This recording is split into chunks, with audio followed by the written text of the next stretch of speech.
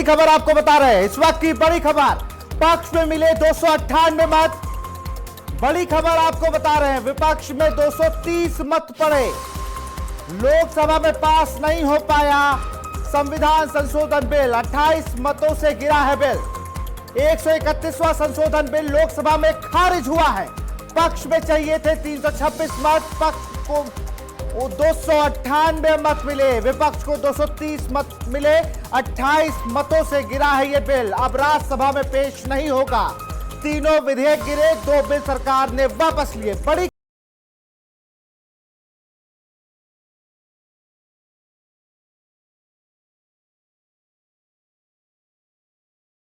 28 मतों से गिरा है यह बिल। बड़ी खबर इस वक्त की आपको बता रहे हैं, अब राज्यसभा में नहीं पेश होगा।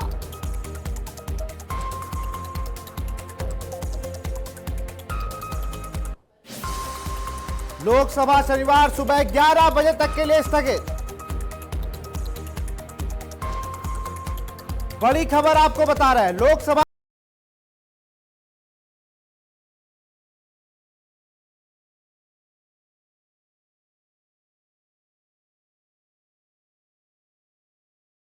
बड़ी खबर आपको बता रहे हैं, अब राज्यसभा में पेश नहीं होगा यह बिल।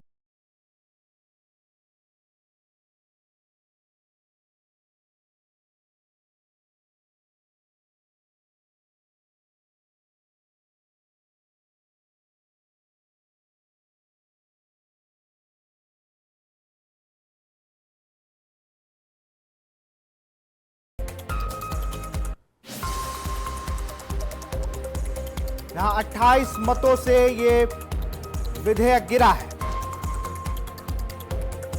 पक्ष में 298 वोट पड़े, विपक्ष में 230।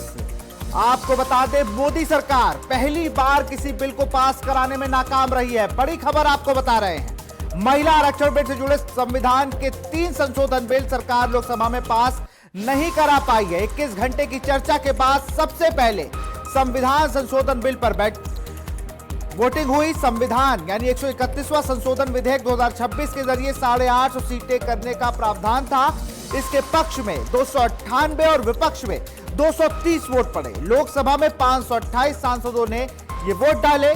बिल को पास कराने के लिए 2/3 बहुमत की जरूरत थी। 528 का 2/3 यानी 352 होता है। इस तरह बहुमत नहीं मिलने से ये बिल पास नहीं हो पाया। इसके बाद सरकार ने बाकी 2 बिल, परसीमन संशोधन संविधान 2026 और केंद्र शासित प्रदेश कानून संशोधन बिल 2026 पर सरकार ने वोटिंग कराने से इंकार कर दिया। 11 साल के शासन में यह पहला मौका है जब मोदी सरकार सदन में कोई बिल पास नहीं करा पाई है। इससे पहले अमित शाह ने 1 घंटा स्पीच दी थी, कहा कि अगर यह बिल पास नहीं होता है तो इसकी जिम्मेदारी विपक्ष की होगी। देश की महिलाएं देख रही हैं कि उनकी राह का रोड़ा कौन है, और हुआ भी वैसा ही। आपको बता दें, इन 3 बिलों पर लोकसभा में चर्चा हुई थी। संविधान 131वां संशोधन विधेयक 2026, जिसमें लोकसभा सीटें 850 करने के यानी 850 सीट करने का प्रस्ताव था। राज्यों से 815 और केंद्र शासित प्रदेश से 35 सीटें हो सकती थी। और दूसरे बिल की अगर बात करें तो वो था परसीमन संशोधन विधेयक 2026। परसीमन के लिए जनसंख्या की परिभाषा में बदलाव किया जाएगा ताकि 2011 की जनगणना को आधार बनाया जा सके। ये इस पे वोटिंग ही नहीं हुई है। और वहीं केंद्र शासित प्रदेश कानून संशोधन विधेयक 2026, यह विधेयक पुडुचेरी, दिल्ली और जम्मू कश्मीर के कानूनों में संशोधन करता ताकि परसीमन और महिला आरक्षण बिल लागू हो सके। लेकिन संविधान 131वां संशोधन विधेयक पर ही जब वो गिरा तो बाकी दोनों पर वोटिंग नहीं कराई गई है।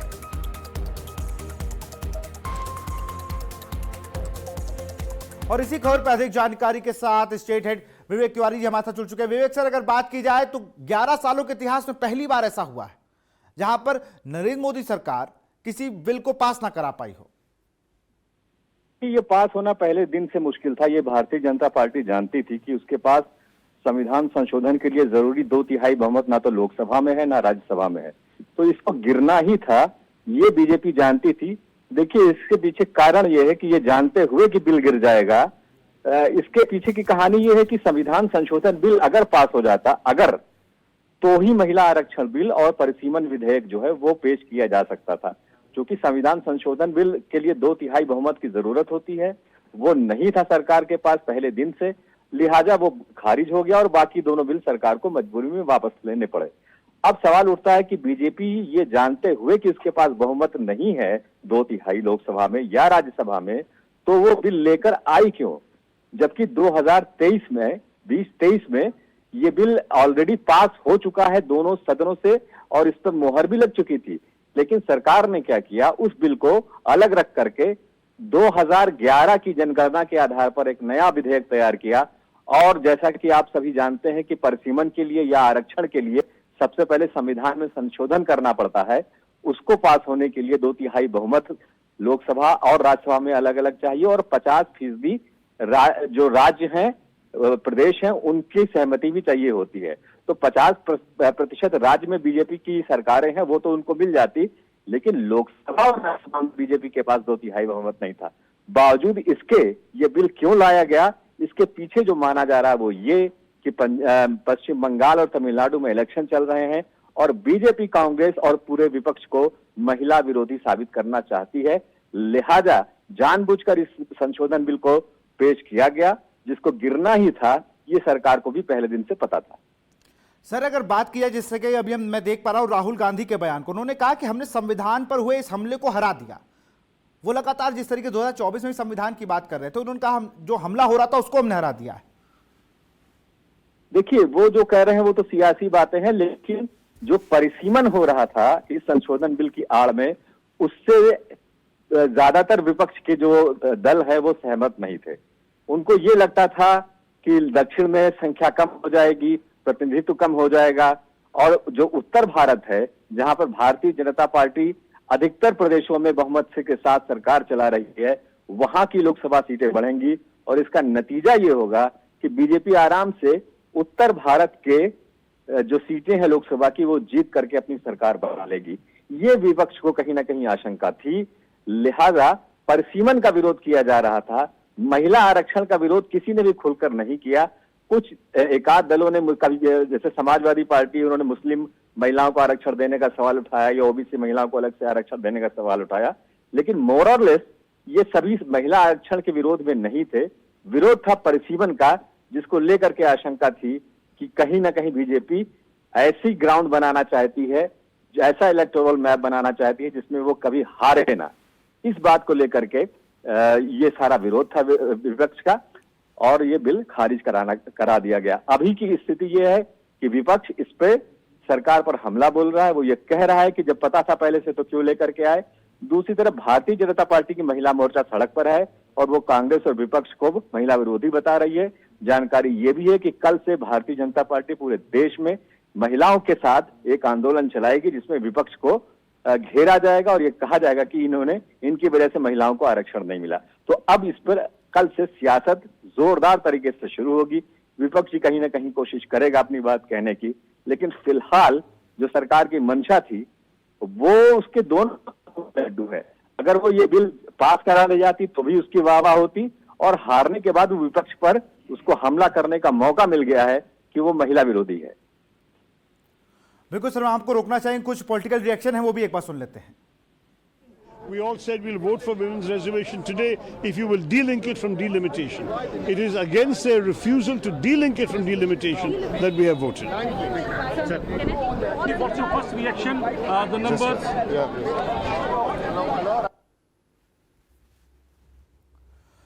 सर, मैं अभी जो आपने जिक्र किया आगे की, जिस तरीके से बीजेपी महिला मोर्चा ने तैयारी कर ली है, बीजेपी ने तैयारी कर ली है कि महिला विरोधी विपक्ष जिस तरीके उसकी भूमिका हम दिखाएंगे। लेकिन सर, मैं इसी सवाल पर आ रहा था कि आगे की राजनीति अब क्या होगी, क्योंकि जिस तरीके से महिला आरक्षण को लेकर काफी दिनों से चर्चा चल रही थी और अब उस विधेयक का गिर जाना कहीं ना कहीं विपक्ष को फिर से कटघरे में खड़ा करता है। यही राजनीति है कि अगर पास हो जाता तो भी वाहवाही बीजेपी लूटती, और फेल होने के बाद भी वो इस बात को लोगों को समझाना चाहेगी, खासतौर से तमिलनाडु और पश्चिम बंगाल में जहां पर मतदान अभी होना बाकी है, वहां पर ये समझाने की कोशिश करेगी कि विपक्ष, जिसमें तृणमूल कांग्रेस भी शामिल है, वो महिला विरोधी है। तो ये एक तरह से हम अगर कहें तो बिल को पास कराने की मंशा से कहीं ज्यादा इसमें कोई ना कोई पॉलिटिकल मूव था, पॉलिटिकल गेम था। लेकिन अब स्थिति यह है कि विपक्ष अपने आप को बीजेपी के इस आरोप से कि वो महिला विरोधी है कैसे बचाएगी और उसके डिफेंस में क्या कुछ करने जा रही है, क्या कुछ करेगी। बिल्कुल, लेकिन जिस तरीके से सर आज हम देख रहे थे, अभी राहुल गांधी को मैंने सुना और अमित शाह कि मैंने स्पीच को सुना, तो अमित शाह कह रहे थे कि राहुल गांधी को सीखना चाहिए प्रियंका गांधी से कि वो कैसे भाषण देती है और वो महिलाओं की बात करती हैं। और राहुल गांधी ने भी उस चीज को कहा कि वो प्रियंका गांधी ने वो चीज करके दिखा दी जो मैं 20 सालों से नहीं कर पा रहा हूं। देखिए, इस पूरी विपक्ष की अगर हम बात करें तो अगर आप गौर से विपक्षी सांसदों के संबोधन को देखेंगे तो आप ये पाएंगे कि सीधे प्रधानमंत्री पर कोई अटैक नहीं करता है सिवाय राहुल गांधी के। तो राहुल गांधी ने प्रधानमंत्री को जिस तरह से आज, अब उन्होंने नाम तो नहीं लिया, लेकिन जो उनकी मंशा थी कहने की वो ये थी कि वो एक जादूगर का उन्होंने उदाहरण दिया कि जादूगर जो पहले बहुत जादू दिखाता था वो अपने ही जाल में एक दिन फंस गया और फिर वहां से निकल नहीं पाया। शायद वो प्रधानमंत्री के बारे में ये कहना चाह रहे थे कि ये जो बिल वो लेकर के आए हैं ये वही पिंजरा है जिसमें जादूगर अपने जाल में फंस जाएगा। तो जहां तक प्रियंका की बात है और अमित शाह की बात है, ये दोनों एक दूसरे पर, ये तो सत्ता पक्ष और विपक्ष के बीच आरोपों प्रत्यारोपों का दौर है। ये आगे भी चलता रहेगा, सदन से लेकर सड़क तक चलेगा और 1-2 दिनों में आप देखेंगे कि बहुत सारे बयान, बहुत सारे आंदोलन, प्रदर्शन इसमें किए जाएंगे और ज्यादातर फोकस आपको तमिलनाडु और पश्चिम बंगाल में देखने को मिलेगा, जहां पर भारतीय जनता पार्टी खुलकर टीएमसी कांग्रेस का विरोध करेगी, सीपीएम का विरोध करेगी और खुद को महिलाओं का हिमायती बता करके कोशिश करेगी कि उसका जो चुनाव है, जिसमें इस समय बीजेपी पश्चिम बंगाल में लीड करती हुई नजर आ रही है, उसको और मजबूती से पेश किया जाए जनता के सामने, ताकि पश्चिम बंगाल की सत्ता जो बीजेपी शायद कभी सपने में सोचती नहीं थी, वो उसके हिस्से में आ जाए। क्योंकि हम जिस तरीके से देखते हैं, विपक्ष की बात करें, विपक्ष लगातार कहता है कि हमने ज्यादा महिला सांसद बनाए। अखिलेश यादव कह रहे थे कि बीजेपी, मुझे भरोसा नहीं कि कभी महिला प्रधानमंत्री बना पाएंगे, नहीं बना पाएंगे। अगर आप इतना सपोर्ट करता है विपक्ष, तो इस बिल को गिरना नहीं चाहिए था। ये देश हित में बिल था, महिलाओं को आगे बढ़ के उनकी जो प्रतिनिधित्व की बारी थी वो उनको मिलती, जो काफी लंबे समय से हम लोग देख रहे हैं। बिल महिला आरक्षण के कारण नहीं गिरा है, बिल गिरा है परिसीमन को लेकर के विपक्ष की जो आपत्तियां थी। और बीजेपी की आप सियासत देखिए, क्या उन्होंने खेल खेला कि उन्होंने महिला आरक्षण और परिसीमन को एक साथ जोड़ दिया। यानी कि अगर संविधान संशोधन वो करा ले जाते हैं महिला आरक्षण के नाम पर, शायद बीजेपी के कुछ लोगों को, कुछ जो उनके रणनीतिकार हैं, उनको ये अंदाजा रहा होगा क्योंकि महिला को आरक्षण देने का मामला है, लिहाजा संविधान संशोधन पास हो जाएगा और इसी बहाने वो परिसीमन बिल को भी पास करा ले जाएंगे। तो जो विरोध था विपक्ष का, आप किसी भी विपक्ष के व्यक्ति की, सांसद की बात सुनेंगे। सर, मैं आपको रोकूंगा। सपा सांसद डिंपल यादव क्या कुछ कह रही हैं, सुन लेते हैं। ये पूरा वेल प्लान्ड है भारतीय जनता पार्टी द्वारा, क्योंकि वो जानते हैं कि समाजवादी पार्टी और सभी ऑपोजिशन पार्टीज ने मिलकर महिला आरक्षण बिल को 2023 में पास कराया था। लेकिन ये कहीं ना कहीं डिलिमिटेशन की एक्सरसाइज को ये लोग पूरे देश में लाना चाहते थे बिना जनगणना कराए, जो संविधान का प्रावधान है। और ये नहीं चाहते हैं कि देश संविधान से चले। जो समाजवादी पार्टी का और जो पूरा विपक्षी दल यही कह रहा है कि जो सत्ता दल है ये इतने मोह में, ये अपनी कुर्सी छोड़ना नहीं चाहते। और क्योंकि इनका जनाधार अब खिसकता जा रहा है, क्योंकि जानते हैं कि जाने वाली सरकार है ये, तो ये महिलाओं का नाम लेके अपने आप को बचाने की कोशिश कर रहे हैं। हम देख सकते हैं कि किस तरह कोशिश ये की जा रही है। लेकिन आज देश की जो महिलाएं हैं वो महंगाई से परेशान है और जिस तरह से जो हालात हैं शिक्षा सुरक्षा को लेके उससे परेशान है और सभी वर्ग परेशान है। तो कहीं ना कहीं अपने खिसकते हुए जनाधार को देखते हुए आज जो ये पूरा प्रक्रिया हुई है उसको अंजाम दिया गया है। महिला विरोधी जो है बात की अरे महिला विरोधी तो भारतीय जनता पार्टी है। और जब ये लोग जाएंगे, अब उत्तर प्रदेश में आएंगे, जो इन्होंने ओबीसी की महिलाओं को आरक्षण नहीं दिया है, जो मना कर दिया, तो अब इनको ओबीसी की जो महिलाएं हैं जिनको आरक्षण का अधिकार था, उनको इनका आक्रोश देखना पड़ेगा।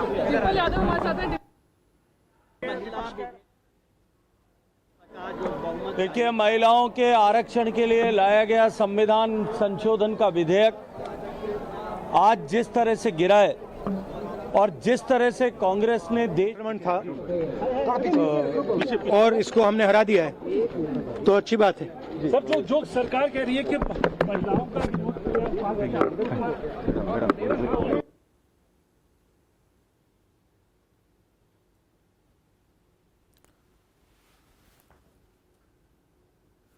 तो 28 मतों से गिरा है बिल। अभी आप सुन रहे थे डिंपल यादव को, उन्होंने परसीमन को लेकर कहा कि जब तक जो पिछड़ा वर्ग की महिलाएं उनको जब तक आप नहीं, सब लोग आक्रोशित रहेंगे, उसको आपको देखना भी पड़ेगा। ये आप टीवी स्क्रीन पर आप देख सकते हैं क्रासन थी और ये तमाम सांसद हैं जो अब संसद भवन से निकल रहे हैं। लगभग 20 घंटे, ये 21 घंटे माफ कीजिएगा, ये चर्चा चली है इस पूरे विधेयक पर। महिला समर्थन का जो एक मुखौटा ओढ़ा हुआ था, आज वो मुखौटा उनका उतर गया।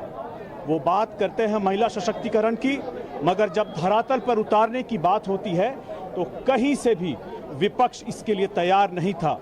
अगर हम आधी आबादी को उसका 1/3 हक भी नहीं दे सकते हैं तो विपक्ष को सोचना होगा कि देश की राजनीति को किस दिशा में ले जाना चाहते हैं।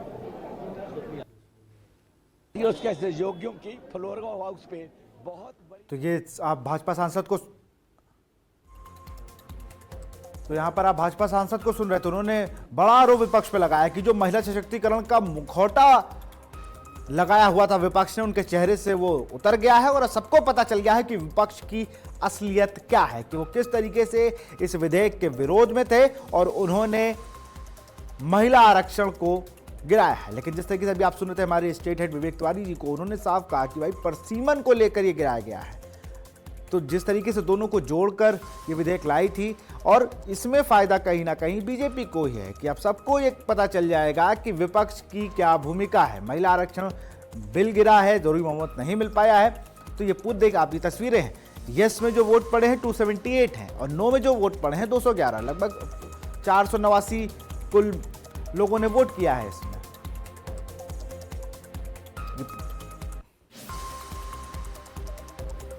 विवेक सर हमारे साथ लगातार बने हुए स्टेट हेड हमारे। सर, अभी हम डिंपल यादव को सुन रहे थे, वो बड़ा खुश नजर आ रही थी। उन्होंने कहा कि देखिए जो पिछड़ा वर्ग की महिलाएं हैं वो आक्रोशित हो जाती हैं अगर ऐसा हो, ये बिल पास हो जाता, और वो आक्रोश झेलना पड़ेगा भारतीय जनता पार्टी को। अब देखिए, ये जो सवाल डिंपल यादव ने उठाया है कि जो SC ST या OBC की महिलाओं को उस आरक्षण में जो महिलाओं को दिया जा रहा है उसमें से अलग आरक्षण दिया जाए, ये सवाल आज का नहीं है। ये सवाल जब भारतीय जनता पार्टी की सरकार में आया था तो मुलायम सिंह यादव और लालू यादव ने इसका विरोध किया था और वो बिल के पर्चे फाड़ दिए थे। उनकी यही डिमांड थी कि महिला कोटे में कोटा दिया जाए, यानी महिलाओं को आरक्षण के साथ जो OBC और दलित वर्ग और आदिवासी वर्ग की महिलाएं हैं उनको अलग से आरक्षण दिया जाए। ये सवाल बहुत पुराना है और इसका जो अभी बिल आया था या 2023 में जो बिल आया था उसमें ये बात नहीं थी कि महिलाओं में कोटे में कोटा दिया जाए, यानी आरक्षण के अंदर एक आरक्षण दिया जाए, और इस वाले बिल में भी ये बात नहीं थी। ये नैरेटिव बिल किया जा रहा है समाजवादी पार्टी की तरफ से। कांग्रेस ने भी इशारों में दबी जबान में इस बात पर सहमति दी है। हालांकि अगर महिलाओं को आरक्षण मिलता है 33%, तो उस 33% में से OBC और SC ST वर्ग की महिलाओं को अगर ये सियासी दल चाहें तो खुद से आरक्षण दे सकते हैं, इसमें कोई उनके ऊपर रोक टोक तो है नहीं। लेकिन बजाय इसके अपने ऑब्लिगेशन को पूरा करें या उनके पास जो अधिकार है उसका इस्तेमाल करें, वो इसको सरकार पर थोपना चाहते हैं। ये बड़ी आसान सी बात थी। महिला आरक्षण की भी अगर आप देखें विशाल की, तो कोई अगर जरूरत नहीं है, अगर सत्ता जो सियासी दल हैं वो लोकसभा और विधानसभा के चुनाव में जितनी सीटें देते हैं लोगों को, उसमें से 33% अगर महिलाओं को वो खुद से ही आरक्षित करके देना चाहें तो वो दे सकते थे, लेकिन उन्होंने ऐसा नहीं किया। लिहाजा इस बिल की जरूरत पड़ी और अभी तक ये बिल पास नहीं हो पाया है। इसका एक और भी कारण है जो लोगों ने उठाया, बहुत उस पर फोकस नहीं गया। ये बिल और 2023 में जो बिल पास हो चुका है उसमें बीच में बेसिक अंतर ये है कि जो 2023 में पास हो चुका बिल था महिला आरक्षण को लेकर के, उसमें जनगणना की जो आधार था वो 2026 की जनगणना थी। बिना जनगणना के तो आरक्षण नहीं दिया जा सकता है। और ये जो बिल लाया गया ये 2011 की जनगणना के आधार पर बनाया गया है कि उस समय जो संख्या महिलाओं की रही थी उसके आधार पर उनको आरक्षण दिया जाए। तो विपक्ष ये कह रहा है कि जब एक बिल 2023 में ऑलरेडी पास हो चुका है जिसका आधार 2026 है और 2029 में वो लागू हो सकता है, तो फिर 2011 में अचानक जो 23 का बिल है उसको किनारे करके 2011 की जनसंख्या के आधार पर क्यों किया गया? आप चाहते तो 2023 में ही 2011 की जनगणना के आधार पर बिल बना सकते थे, लेकिन तब उस समय आपने कुछ और बातें कही थी और आज आप 2011 की जनगणना के आधार पर बिल बना रहे हैं। तो ये भी विपक्ष के ऑब्जेक्शन का एक पॉइंट था जिस पर सरकार ने ज्यादा कुछ नहीं कहा। हाँ, अमित शाह ने इतना जरूर कहा कि 2026 के हिसाब से लाते तो उसमें कई साल और लग जाते, 2029-30 लग जाता, 2011 के जनगणना के आधार पर तो तुरंत लागू हो जाएगा। लेकिन ये बात 2023 में क्यों नहीं सोची गई? 2023 में भी ये बात सोची जा सकती थी कि 2011 की जनगणना के आधार पर ही करा लें। तो कहीं ना कहीं गोल पोस्ट बदला भी गया है और ऐन चुनावों के वक्त, जबकि पश्चिम बंगाल और तमिलनाडु में चुनाव चल रहे हैं, उन ऐन चुनावों के वक्त में इस बिल को इंट्रोड्यूस करके ये कहे तो इसके पीछे महिला आरक्षण देने का जज्बा थोड़ा कम दिखाई दे रहा है और सियासत का क्वेश्चन उसमें कुछ ज्यादा दिख रहा है। बिल्कुल सर, हम आपको रोकना चाहेंगे, कुछ पॉलिटिकल रिएक्शन है अपने दर्शकों को हम वो सुना देते हैं एक बार। जनगणना से जोड़कर उन्होंने ये जो कदम उठाया उसकी वजह से इसे डिफीट किया गया। सर बोल रहे हैं कार्रवाई हुई, बिल जो है वो गिर गया, किसके? देखिए, ये हमने पहले कह रहा था कि बीजेपी देना नहीं चाहती, बीजेपी इवेंट करना चाहती है। ये बीजेपी का इवेंट मैनेजमेंट था, वो फेल हो गया। अभी देखिए, कल से पुतले जलाते फिरेंगे कि साहब हमने मेल देना, इनको कुछ था नहीं, बातें करनी थी, वही सब हुआ है। क्या बोलें इसके लिए? जो हमारा पक्ष था वो हमने अपना पक्ष बिल्कुल साफ रखा है और लगता तो ये कि फिर गाड़ी थमी रह गई, लगता कोशिश में कुछ कमी रह गई होगी। और हम महिला आरक्षण के पक्ष में हैं। महिलाओं को आरक्षण मिले, उनको सुरक्षा मिले, उनका सम्मान बढ़े, उनको स्थान मिले और लोकतंत्र में जो उनको स्थान मिलना चाहिए उसके पक्ष में। ये हमने कहा था कि हम महिला आरक्षण के लिए बिल्कुल समर्थक है, हम आज भी वोट करने के लिए तैयार हैं, लेकिन डीलिमिटेशन से आप इससे कोई लेना देना नहीं है। आप इन दोनों को डीकपल कीजिए, मतलब अलग अलग कीजिए। डीलिमिटेशन को ले आना बहुत बड़े बड़े मुद्दे उठाते हैं और हम वो नहीं चाहते थे, क्योंकि दक्षिण भारत के विषय, छोटे राज्यों के विषय, बहुत सारे विषय होते हैं। तो इसलिए हमने कहा कि आप महिला आरक्षण तुरंत लेके आइए, हम समर्थन दे देंगे, लेकिन डीलिमिटेशन, ये वोट जो हमने किया खिलाफ, ये महिला आरक्षण के खिलाफ नहीं है, ये सिर्फ डीलिमिटेशन के खिलाफ है। जिस ढंग से फिर महिला बिल को गिराने का काम किया, ये देश की जनता और नारी शक्ति ने देखा और उनके चेहरे को भी देखा है। आने वाले दिनों में पाई की कीमत इन लोगों को चुकाना पड़ेगा।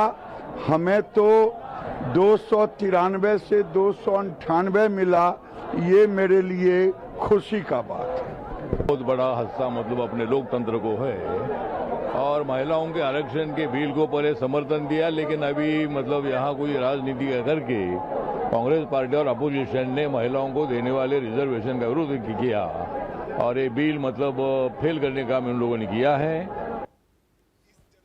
चल रही है सवाल ये नहीं है 2024 में आपने प्रक्रिया क्यों नहीं स्टार्ट करी? और ये तो संविधान का प्रावधान है कि आपको जनगणना करानी पड़ेगी, फिर आपको सेंसस, पहले आपको सेंसस कराने पड़ेंगे यानी जातिगत जनगणना, उसके बाद डिलिमिटेशन आएगा, उसके बाद अपने आप सीट्स क्रिएट होंगी। तो ये सरकार की तरफ से चूक हुई है, लेकिन अपनी चूक दूसरों को सर पे पिटाने का कार्य हुआ है।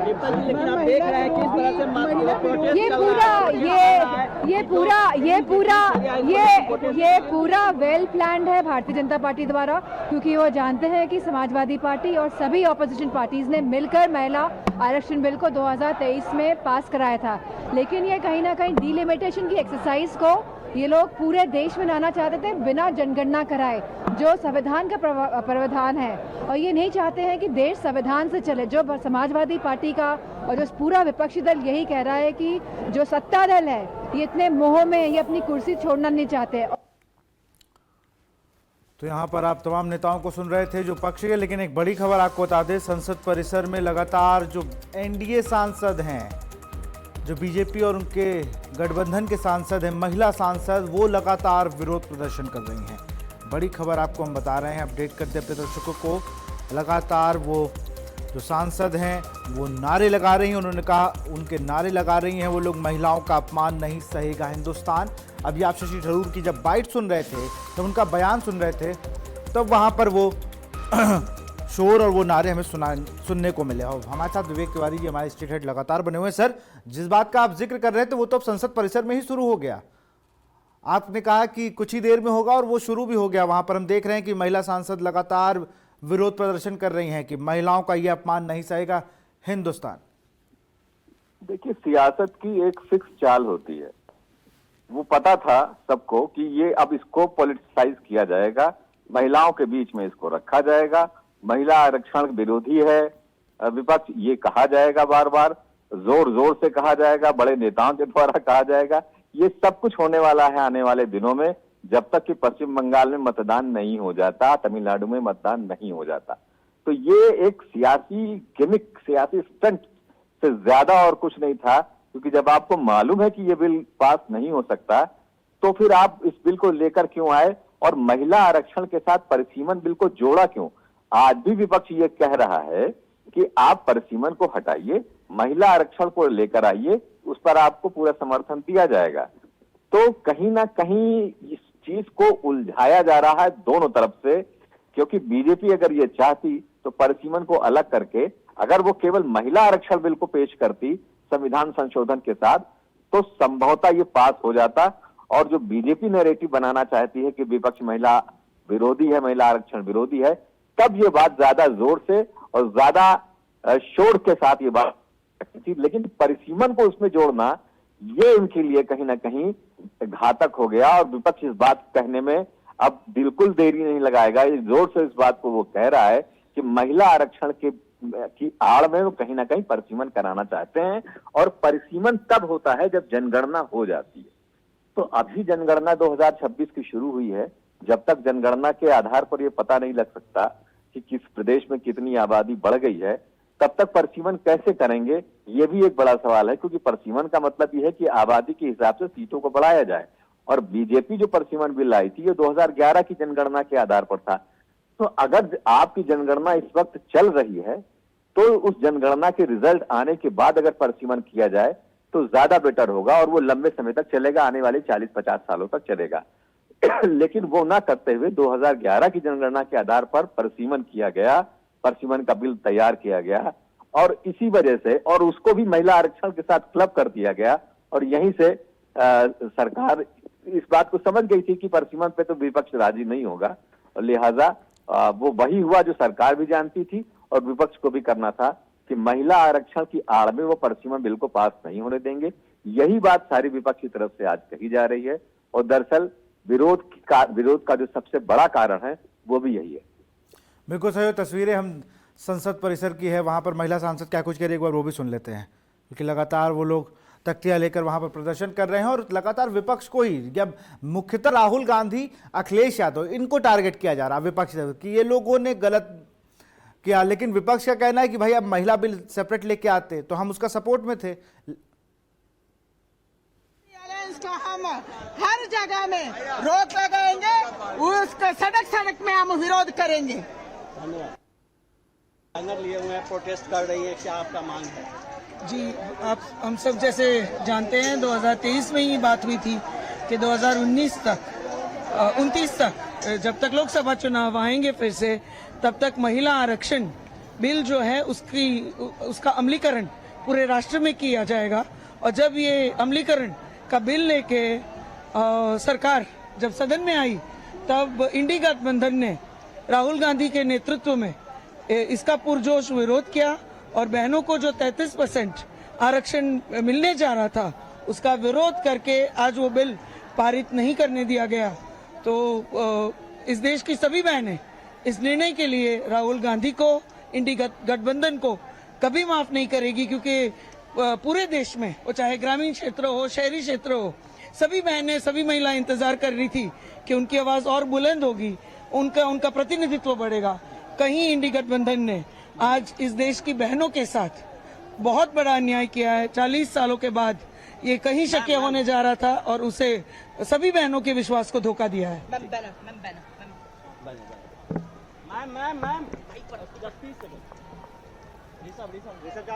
तो ये आप तस्वीरें देख रहे हैं किस तरीके से पर नारे लगाए जा रहे थे महिला विरोधी।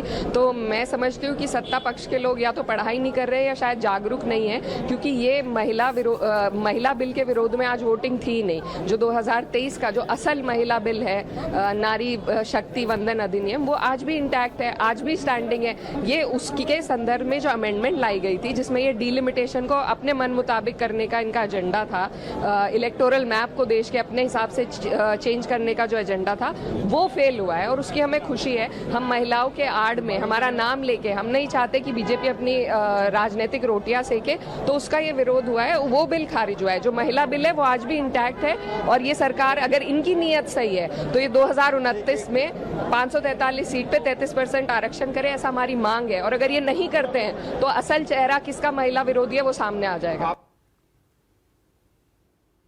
तो इकरा हसन है, सपा से सांसद हैं। इन्होंने कहा कि जो 543 सीटें हैं उनमें 33% आरक्षण लागू करें और पता चल जाएगा। 2029 तक आपके पास समय है। परसीमन का विरोध, विपक्ष का लगातार कहना है कि हम परसीमन विधेयक का विरोध कर रहे थे, महिला आरक्षण का नहीं। महिला आरक्षण के हम साथ हैं। ये बात हमने शशि थरूर के बयान में हमने देखा, यही बात हमने डिम्पल यादव के बयान में देखा, यही चीज हमने राहुल गांधी, प्रियंका गांधी और तमाम विपक्ष के नेता। सीधे हम विवेक सर का रुख करेंगे। सर, हम देख रहे हैं अभी इकरा हसन ने का बयान है। इकरा हसन ने कहा कि बीजेपी के लोग पढ़े ही नहीं हैं और जो विरोध कर रहे हैं उन्हें पता ही नहीं कि विरोध किस चीज का करना है। देखिए, इसी को सियासत कहते हैं कि लोग अपनी अपनी कॉन्स्टिट्यूएंसी को एड्रेस करने के लिए अपने अपने नैरेटिव गढ़ते हैं। आप भारतीय जनता पार्टी के किसी भी विधायक सांसद से परिसीमन शब्द नहीं सुनेंगे जब इस प्रश्न पर उनसे जवाब मांगा जाएगा। वो ये कतई नहीं कहेंगे कि महिला आरक्षण बिल और परिसीमन बिल दोनों को विपक्ष ने खारिज कर दिया। वो सिर्फ महिला आरक्षण का नाम लेंगे। जबकि बात दूसरी है, महिला आरक्षण का बिल 2023 में पास हो चुका है। वो पास इसलिए हुआ था क्योंकि उसमें परिसीमन बिल को जोड़ा नहीं गया था। परिसीमन की बात ही नहीं थी उस बिल में, लिहाजा वो बिल पास होकर आज भी इंटैक्ट है। सरकार चाहे तो इस बिल को लागू कर सकती है, कानून बना सकती है, लेकिन वो नहीं हुआ है। हुआ ये है कि इस बार एक नया बिल इंट्रोड्यूस किया गया जिसमें परिसीमन को जोड़ दिया गया है। तो आप दो चीजें देखेंगे कल से, सरकार परिसीमन का नाम नहीं लेगी। सत्ता पक्ष के लोग वो केवल इतना कहेंगे विपक्ष महिला आरक्षण विरोधी है, और विपक्ष महिला आरक्षण का नाम नहीं लेगा। वो ये कहेगा कि महिला आरक्षण के साथ हम हैं, लेकिन परिसीमन चूंकि बीजेपी करना चाह रही थी इसकी आड़ में, हमने परिसीमन का विरोध किया है। तो एक तरफ महिला आरक्षण है, दूसरी तरफ परिसीमन है। इन दोनों के बीच में कौन अपना नैरेटिव किस हिसाब से लोगों के बीच में ले जाकर सियासी फायदा उठा सकता है, खेल अब सारा यही है। बिल्कुल सर, क्योंकि जिस तरीके से आपने जितनी बातें विस्तार से बताई, वो लगभग मैं सारे बयान सुन रहा था, मैं वो प्रदर्शन भी देख रहा हूं कि आपने जैसे कहा कि अब कोई परसीमन का शब्द लेगा भी नहीं। तो मैंने जितने भी बीजेपी सांसदों के बयान को सुना, दर्शकों ने सुना, उसमें साफ दिख रहा था कि सब लोग महिला आरक्षण पर ही बात कर रहे हैं। किसी ने परसीमन शब्द का जिक्र तक नहीं किया। विपक्ष के सांसदों को हटा दें अगर, मैं उसी बात को कह रहा हूं ना, क्योंकि अब ये बिल जो लाया गया है, सरकार ये जानते हुए कि ये बिल गिर जाएगा, वो इस बात को लेकर के ही इसलिए आई है कि गिरने के बाद हम आरक्षण पर विपक्ष को कहीं ना कहीं घेरेंगे और इसका लाभ उनको ये मिल सकता है कि महिला आरक्षण का बिल विपक्ष ने गिराया, इसलिए उसको उसके साथ उससे दूरी बनाई जाए। खासतौर से पश्चिम बंगाल और तमिलनाडु के चुनावों में जो बीजेपी के लिए, तमिलनाडु तो उतना बीजेपी के लिए इंपॉर्टेंट नहीं है क्योंकि वहां उनको अभी मेहनत ज्यादा करनी पड़ेगी, लेकिन पश्चिम बंगाल में बीजेपी ने पूरी ताकत झोंक रखी है वहां की सरकार को बदलने के लिए और अपनी सरकार बनाने के लिए। और ये महिला आरक्षण बिल का गिराया जाना, इस नैरेटिव को सेट करके शायद बीजेपी को ये लगता है कि वो अपने मकसद में कामयाब हो सकती है। विपक्ष की जहां तक बात है, वो किस तरह से इस नैरेटिव को आगे लेकर के जाता है, कितनी मजबूती के साथ, कि परिसीमन के कारण हमने इस बिल का विरोध किया है, महिला आरक्षण के नाम पर नहीं किया है। क्योंकि महिला आरक्षण के नाम पर जो बिल 2023 में आया था वो तो हम लोगों ने मिलकर पास कर ही दिया है, लेकिन सरकार उस बिल को लागू ना करके एक नया बिल लाना चाह रही थी जिसमें महिला आरक्षण के आड़ में परिसीमन को भी उन्होंने जोड़ दिया था। तो अब सवाल ये है, देखिए संसद में जो हुआ वो टेक्निकल बातें होती हैं, लेकिन जो बाहर होती है उसमें ये होता है कि कौन कितनी जोर शोर से अपनी कॉन्स्टिट्यूएंसी को एड्रेस कर सकता है या अपने नैरेटिव को मजबूती के साथ लोगों में पेश कर सकता है। वो नैरेटिव सही हो, गलत हो, आधा अधूरा हो, अर्धसत्य हो, इससे कोई फर्क नहीं पड़ता है, लेकिन वो नैरेटिव अगर जनता के बीच में मजबूती के साथ बीजेपी ये पेश कर देती है, उसको ला देती है कि महिला आरक्षण विरोधी है विपक्ष, तो उसको सियासी लाभ जरूर मिल सकता है। और शायद इसीलिए ये सारी एक्सरसाइज की गई है। आने वाले दिनों में आप बीजेपी की महिला नेताओं के द्वारा या एनडीए की महिला नेताओं के द्वारा विपक्ष के खिलाफ इस तरह के प्रदर्शन लगातार देखेंगे। पीसीज होंगी अलग अलग स्टेट में, सभी जगह पर बीजेपी के बड़े नेता जिसमें महिलाएं भी होंगी, वो बार बार ये कहेंगे कि महिला आरक्षण विरोधी है विपक्ष। इस बात को पूरे देश में फैलाया जाएगा, इसका प्रचार प्रसार किया जाएगा। विपक्ष कैसे टकराता है बीजेपी के इस नैरेटिव के साथ, उसकी कितनी ताकत है, ये भी देखना होगा कि वो इसका सामना कैसे करता है। बहुत बहुत शुक्रिया सर तमाम जानकारी के लिए आपका।